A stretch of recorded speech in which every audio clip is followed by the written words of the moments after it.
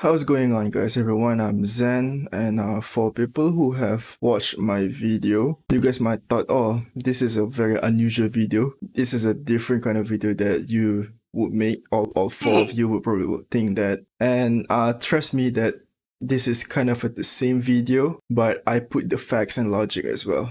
I got the fact, I got the stats. Well, you might thought like, oh, why are you talking about this? You're not the kind of content creator or YouTuber or someone on the internet that usually talk about this, so why talk now? You are a Kuma, you're probably you're just like Tectone but without drama, but now you want to talk about this. Why? Yes, I'm a Kuma, but I'm Kuma for this game because I like the game. I play the game. That means I like Deya.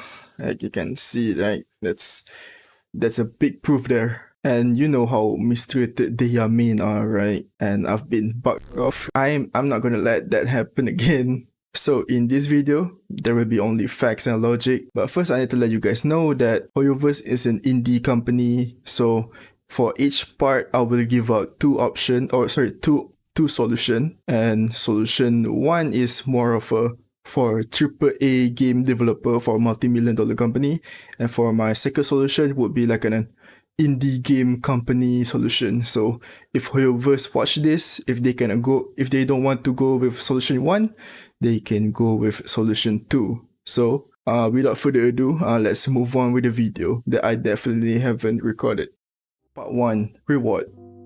Two solution. I've written two solution. Solution 1 is to stop giving underwhelming and overselling small rewards. It is that straightforward. But because HoYoVerse is an indie company, this move could lead them to bankruptcy. So there's solution number 2. Give us more free. The free part is optional. Jiggling massive honkers. Let's be real for a second. Honka Impacted at the start is not that good. Literally just Devil May Cry with waifus and gacha. But people still like it. Why? Because they have massive, huge, round, jiggly honkers. Except Fuhua, of course. And Teresa. So part 2, side quest. I said a lot of 2 already. Solution 1, more permanent side quests. We just need more fun side quests with somewhat decent storyline. That's all I'm asking. That's all that could make Genshin better. Like Chal and Xianyun event, remember? It's literally just similar to universe. So in Genshin, just make them permanent.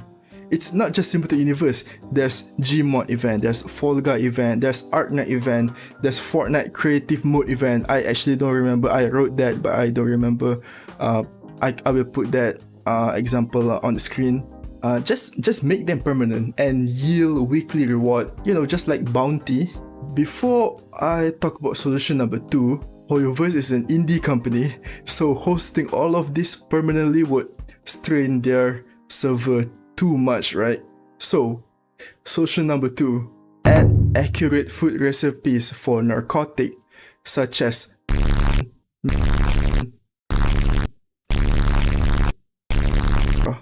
I believe adding this recipe to the game take less server computing power. If HoYoVerse cannot bring those cool events back, just add this recipe. I'm sure it's going to be very fun. Please don't sue me. So, part 3. Okay, in Honka Impact, everyone just yap. To counter this, they have a skip button. Honka Impact story is short, but it is pretty mediocre, except for Battle Box art and the end of Lofu's art. All of you, focus on destroying the Phantom Flowers. I'll go for the body. As well as Kafka and Blade story quest. Everything else is bad to mediocre at best. Genshin on the other hand though, on the surface level, yeah, they look very generic and basic. But once you play a little bit more and take a deeper look at it, it's good. But a good story does not equal to good execution. They tell first, show later. If you still don't know, don't worry. Paimon will repeat it again for you. Okay, as a player, your end goal is to meet your long-lost sibling. Then Sleeve will help you once a year. Solution 1 is to rewrite and fix the game's pacing. I personally don't believe in skip button agenda. I believe in good writing and execution. Writing and execution is so good, you don't want to skip anything. I think that's the solution. I don't think skip button is the solution. But still, there will be another solution. For solution number 2, very easy for indie company like HoYoVerse. Paimon. Or if they still want Paimon, turn Paimon into a MILF succubus with jiggly ass in a reverse bunny suit. So, part 4. Artifact. Artifact is easy. Solution number 1, give us a proper version of artifact loadout so we can equip and unequip artifact between characters and not this half-ass Star Rail relic loadout. It works in Star Rail because in Star Rail you need to build your team in order to even progress with the story, so this system helps new player coming to Star Rail. Not in Genshin though. We can use off-piece artifact in Genshin, we can equip different and unorthodox artifact than the recommended meta artifact, depending on the character's role and the playstyle that you yourself want to use. This loadout one is very redundant, so they need to fix that. Okay, so imagine Eagle Relic in Star Rail. You can use Eagle Relic for not just Win character, but for almost every character, right? In Genshin, every artifact is like Eagle Relic, with different buff for different playstyle. In Genshin, we can play physical Kokomi, even though Kokomi only heal and deal hydro damage. Supposedly, she used Catalyst, she aren't supposed to do physical, but with how artifact loadout in Genshin work, she can deal physical damage. And that's why I don't think the artifact loadout that they introduced is good. I think it's not that good. So solution 1, even though I say that it is easy, I think solution 1 is still probably too complicated for indie company like HoYoVerse. So there will be solution 2. Make artifact as a clothing piece. For example, if you unequip one of Eula's artifact, Eula will lose a piece of cloth. Yes, that's literally me. Like, when I wrote this script, I thought, oh yeah, this is such a funny video, man. When I read it out loud, like, holy, I am but yeah, solution number 2, just make artifact as clothing piece. If you don't equip artifact, they will get butt naked, so people will not complain about having poor artifact loadout.